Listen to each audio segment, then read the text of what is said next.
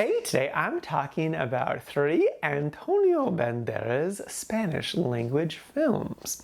And the names of those 3 movies are Official Competition, Pain and Glory, and The Skin I Live In.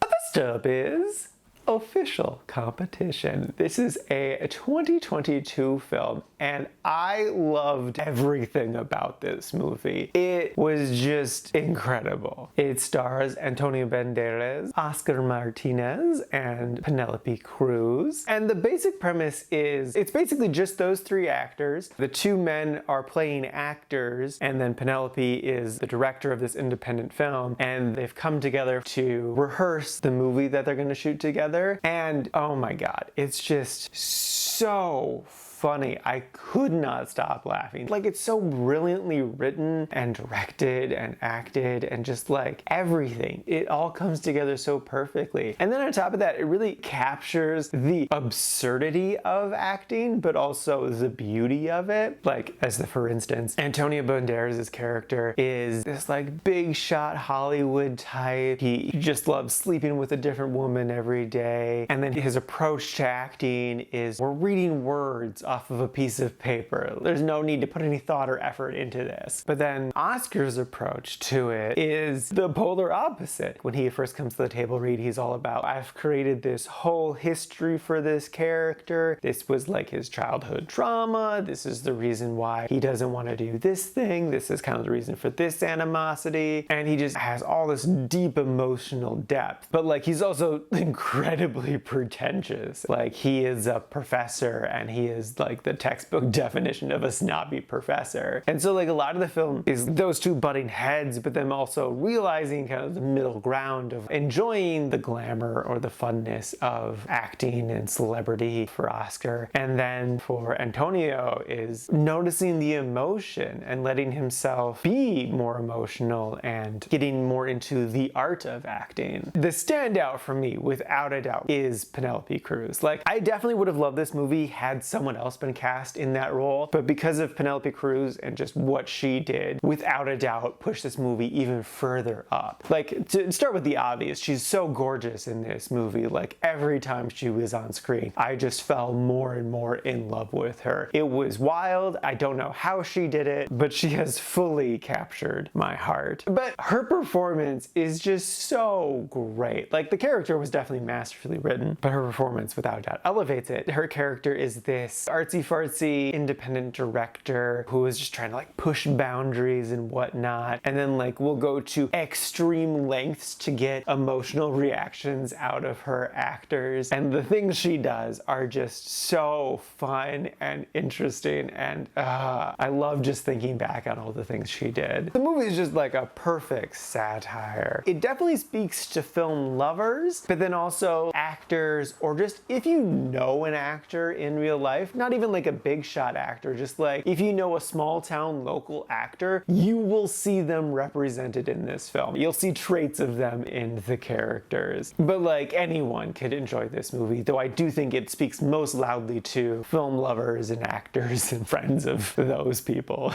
Yeah, no, I loved this film to bits. I was truly transported while watching this movie. It was such an amazing experience. I could not get enough of it, especially Penelope Cruz. So yeah, no, I deeply cherish the experience of watching this movie, and I wholeheartedly recommend it.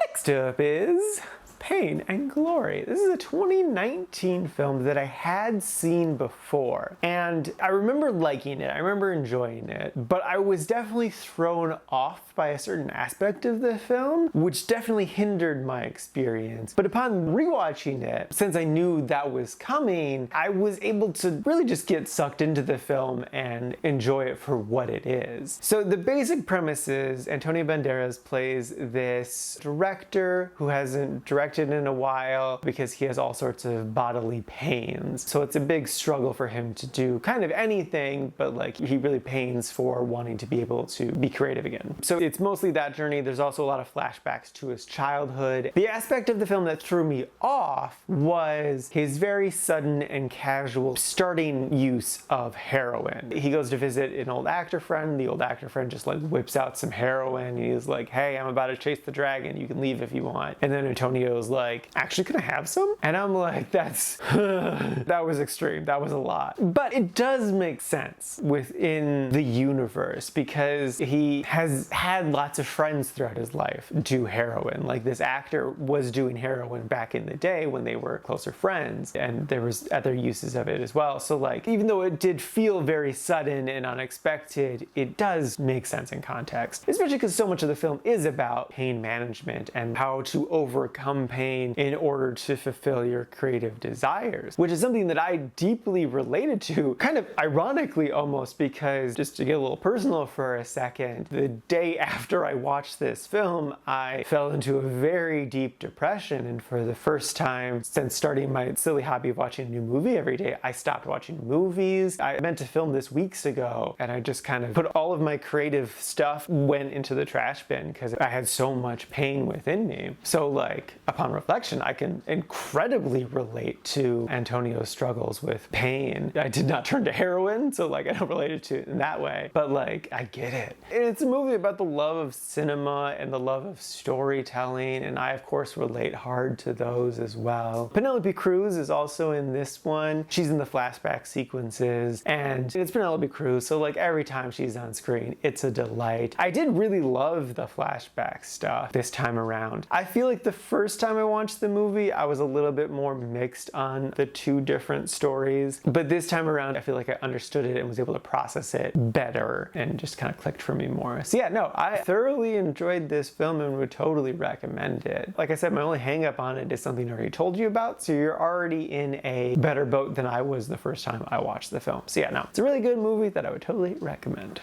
And lastly is The Skin I Live In. This is a 2011 film, and I love my first note that I wrote down for this movie. It reads, "What the actual was that?" And that is such a great description of this movie because it is just so goddamn wild. Like, I don't really know how to talk about this film or really express my emotions about this film because it's just such a trip. And on top of that, anything that I could say is a spoiler because this movie is just so unlike anything. Like, the twists and turns that it takes completely caught me off guard. I could not have even remotely guessed any of the directions that this movie decided to go into. It definitely makes sense. Like, it definitely all tracks, and like there is a through line, there is a logic to everything. It's not like an absurdist movie. It is more or less set in reality, and it does follow storytelling conventions, but like the story it's telling is so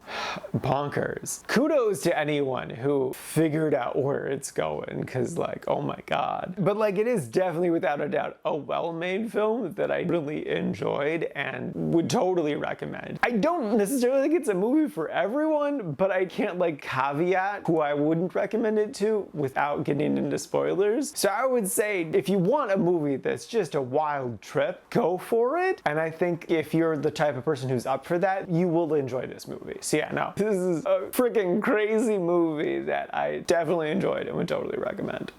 Alrighty, now for today's rankings. First up, we got Official Competition sitting at number 1 in the really like section. It deserves it. It totally deserves it. It really truly connected to me in such a deep personal way. And like, it's right next to Sunset Boulevard, and that kind of tracks that's sort of the mood that I'm in this year, is like these deep personal movies about movies. Like, I get it. It's so great. And then after that is Pain and Glory sitting at number 29, again in the really like section. And then bringing up the rear, not too terribly far behind, is The Skin I Live In sitting at number 33, also in the really like section. And this is out of a total of 123 old movies. so far this year.